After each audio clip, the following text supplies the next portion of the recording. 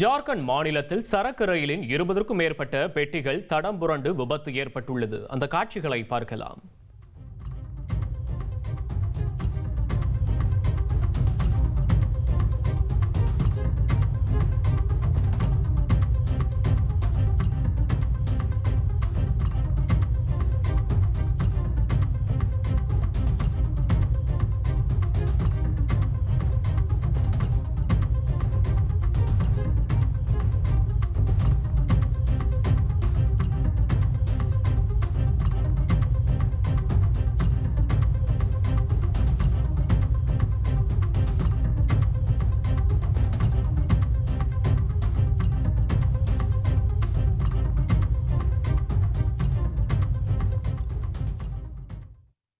விவரங்களோடு இணைகிறார் செய்தியாளர் ரமேஷ்குமார். ரமேஷ்குமார், வணக்கம். இந்த ரயில் விபத்து குறித்த கூடுதல் விவரங்களை பதிவு பண்ணலாம். ரமேஷ், வணக்கம். ஜார்க்கண்ட் மாநிலத்தில் 2 சரக்கு ரயில் தடம் புரண்டு ஒன்றோடு ஒன்று மோதி விபத்துக்குள்ளாக இருக்கிறது.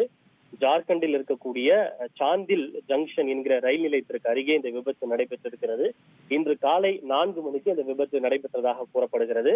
அதாவது இரும்பு கம்பிகளை ஏற்றி சென்ற சரக்கு ரயில் ஒன்று டாடா நகர் பகுதியிலிருந்து புரூலியா பகுதியை நோக்கி சென்று கொண்டிருந்தது. அந்த சரக்கு ரயிலானது சாண்டில் ரயில் நிலையத்தை கடந்த போது திடீரென தண்டவாளத்தை விட்டு தடம் புரண்டிருக்கிறது. தடம் புரண்டதோடு மட்டுமல்லாமல் எதிரே வந்து கொண்டிருந்த மற்றொரு சரக்கு ரயில் மீது இது மோதி விபத்துக்குள்ளாகி இருக்கிறது.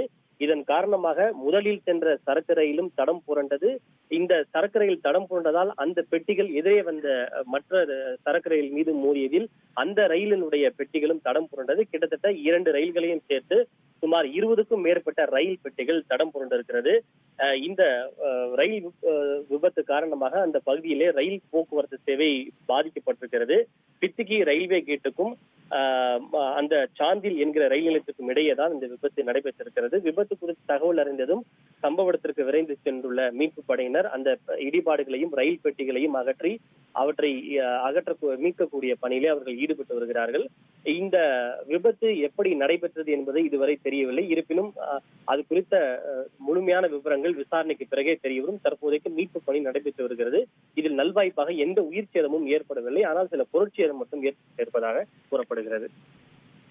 விவரங்களுக்கு நன்றி ரமேஷ்குமார்.